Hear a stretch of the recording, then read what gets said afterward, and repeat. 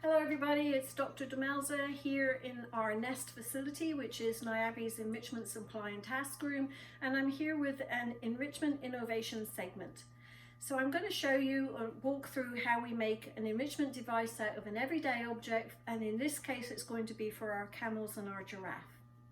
So before I get started, I want to point out that I don't have a mask on because I'm in the building by myself. I'm videotaping myself, there's no one else around.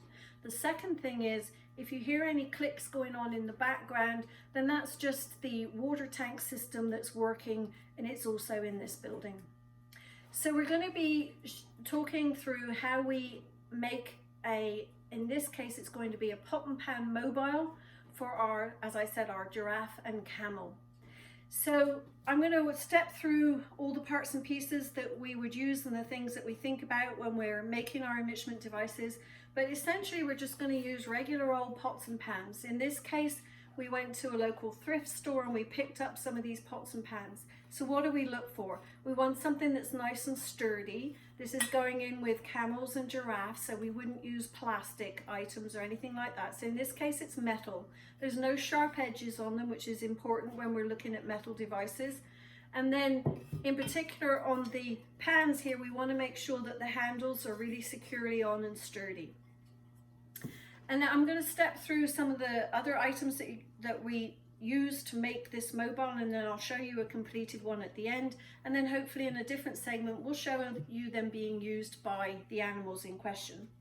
So in this case I'm going to use PVC pipe. This is 2-inch diameter PVC pipe, and I would cut this to the length that I need to hang up the pots and pans. So this is probably about 30 inches long, something on that length. We're also going to be using 1/4-inch steel cable.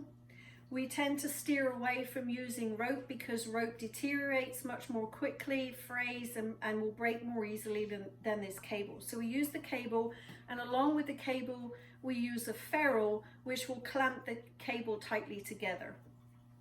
We also need to have an eye bolt that will go through the PVC to enable it to hang. And again, we make sure we use the size and strength of eye bolt that is appropriate for the species that we're building for.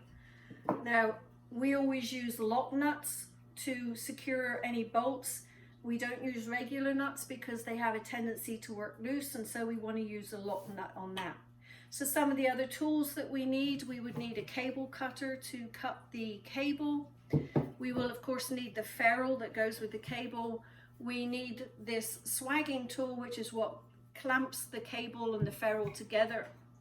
We also need a drill, and in this case I'm just using a paddle bit where I will be drilling holes into the PVC to create this mobile device. So basically, as I said, we went to a local thrift store, so these are items that are used items, but we want to make sure that they're still safe for our animals, so we check them over and make sure that they're sturdy. And then the process that we would do is we would just mark this out. I would drill holes into the PVC pipe, feed the cable up through the pipe and through the pan, and then crimp it at the top. I'm going to show you one that's ready made so you can see the results. So this is basically what we want to end up with in this case. So as you can see, we have the pans here, any size or shape as long as they're nice and sturdy. They're held onto the cable comes up through and it's clamped on. Some of the things we want to consider are, we want to look to make sure that the loops that we have are not really big, because we don't want an animal to have a chance to get a part stuck in there. Now, this is going to be hanging, so it will be up at head height, but we want to make sure that the loop is small enough that whatever animal it's intended for, they could not get stuck within that cable in some way. Now in this case, this is going to be, as I said, a mobile. It's visually stimulating, it's also auditory, it will make noise as it clanks around. It has a tactile quality because it's a different type of material, and also we could smear, say, parts of their diet or condiments, spray scents, anything like that onto these devices to add an extra element of interest. So as I said, On these devices, basically what I did was I drilled holes in the top and the bottom, fed the cable up through they already had the holes in the handles, fed the cable through, up through the holes, and then you use your swagging tool to crimp that ferrule nice and tight on the top. And as I said, we tend to stay away from the rope.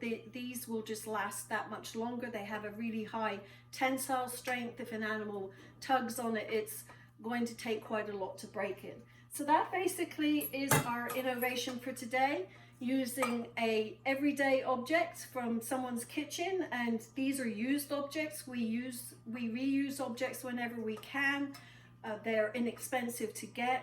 Our main thing is to just check in terms of safety that the handles are secure, there's no sharp edges, that kind of thing. So that's our innovation for today. Check back and we'll hope to have a video showing one of our animals interacting with this very device a little later on. Thanks for watching.